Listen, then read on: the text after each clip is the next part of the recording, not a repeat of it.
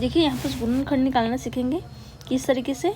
अगर बहुत सारा गुणनखंड करना है तो उसका लिंक मैं दे दूँगी, आप जाकर चेक कर सकते हैं। यहाँ पर देखिए सबसे पहले क्या है, यहाँ पर समीकरण दी है 3x² - 10x + 8। ठीक है, 3x की घात 2 ऋण 10x धन 8 दिया है। तो इसको समीकरण ax की घात 2 धन bx धन से होता है, ठीक है, बराबर 0 होता है। तो इस समीकरण इसका और इसका तुलना करेंगे तो a की जगह कितना है 3 है, b की जगह कितना है ऋण 10 है और c की जगह कितना है 8 है। ठीक है, यहाँ पर देखिए धन का चिन्ह है लेकिन इसमें क्या है ऋण 10 है तो इसलिए ऋण को लिखी हूँ। अब b बराबर होता है a गुणित c, तो a का मान कितना है 3 और c का मान कितना है 8। ठीक है, 8 दिया कितना होगा 24 हो जाएगा और b का मान कितना है ऋण 10 है। ठीक है, जो 24 आया है ना इसका अब निकालेंगे हम लोग एलसीएम। 24 का एलसीएम निकालेंगे, ये सरल तरीके से बता रही हूँ।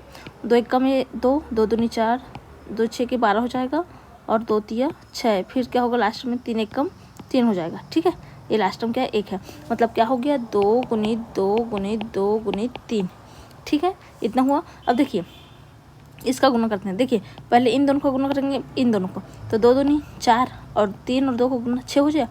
तो 6 और 4 का गुना करेंगे तो कितना होगा 24 आ जाएगा और 6 और 4 को जोड़ेंगे 10 आ रहा है कि नहीं आ रहा है। लेकिन हमको क्या है देखिए 24 को धन मिलाना है और 10 को ऋण मिलाना है।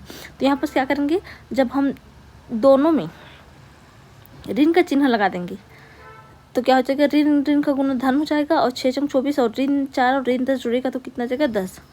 ठीक है, तो यहाँ पर ये तरीका समझ आ गया ना एलसीएम किस तरीके निकालनी है। अब आगे देखिए फिर समझ आ जाएगा एलसीएम निकालने के बाद। अब देखिए इसको मैं मिटा रही हूँ, आप समझ जाना। यहाँ पर लिखते हैं, इसको क्या लिख सकती हूँ मैं 3x की घात 2 ऋण 10x को क्या लिखेंगे, अभी गुणनखंड करें तो किस में टूटा है 2 गुणित 2 गुणित 2 गुणित 3 में टूटा। तो यहाँ पर से 2 दूनी 4 हो जाएगा और 3 दूनी 6 हो जाएगा। 6 और 4 को जोड़ेंगे तो 10 और 6 और 4 का गुना करेंगे तो 24 आएगा। ठीक है, लेकिन किस में लिखेंगे ऋण में, क्योंकि दोनों ऋण में रहेगा तो क्या है गुना करने पर धन हो जाता है ऋण गुना और जोड़ने पर ऋण 10 आएगा। तो इसको बोलेंगे ऋण 10 को क्या लिख सकते हैं ऋण 4x ऋण 6x लिखेंगे। ठीक है, धन कितना हो जाएगा 8 हो जाएगा। इस तरीके से तोड़ते हैं। अब क्या हो जाएगा दोनों में जो कॉमन है उसको निकालेंगे, इस दोनों में कॉमन है उसको निकालेंगे। ठीक है, तो यहाँ पर देखिए इसमें क्या कॉमन है, देखिए 3 और 4 है तो ये कॉमन है क्या, कुछ नहीं है। x बस कॉमन है तो यहाँ पर x कॉमन निकलेगा तो 3x बचा ही रहेगा और ऋण इसमें क्या बचा 4 बचा, फिर ऋण देखिए। ठीक है, यहाँ पर ऋण है यहाँ पर धन है तो ऋण में बाहर निकाल रही हूँ। देखिए अब यहाँ पर क्या लिख सकते हैं, 6 है और ये 8 है तो इसको क्या लिख सकते हैं, जैसे कि 3 गुणित 2 लिख सकते हैं और 4 गुणित 2 लिख सकते हैं कि नहीं। तो दोनों में 2 कॉमन हो जाएगा, 3 गुणित 2 4 गुणित 2 में तो 2 कॉमन निकाल लेंगे। ठीक है, तो क्या बचेगा 3 बच जाएगा और x है 6 के साथ में क्या है x है तो 3 गुणित 2 लिखेंगे तो क्या हो जाएगा 3x बच जाएगा अंदर, 2 बाहर निकल गया और यहाँ पर ऋण आ जाएगा। क्यों, यहाँ ऋण है यहाँ धन है, जब इस ऋण को अंदर गुना करेंगे तो क्या हो जाएगा ये वापस धन हो जाएगा। तो यहाँ भी क्या बचा ऋण 4 बचा, हमेशा दोनों ब्रैकेट में सेम बचेगा याद रखना। अब देखिए दोनों में क्या है 3x ऋण 4 बचा है ना, तो एक बार कॉमन निकाल लेंगे, दोनों से बाहर निकले तो इसमें क्या बचा x और ये क्या बचा है ऋण 2। तो ये क्या है हमारे सवाल का हल है। अब आगे और इसमें x का मान निकालेंगे। ठीक है, तो यहाँ पर देखिए इसको हटा देते हैं।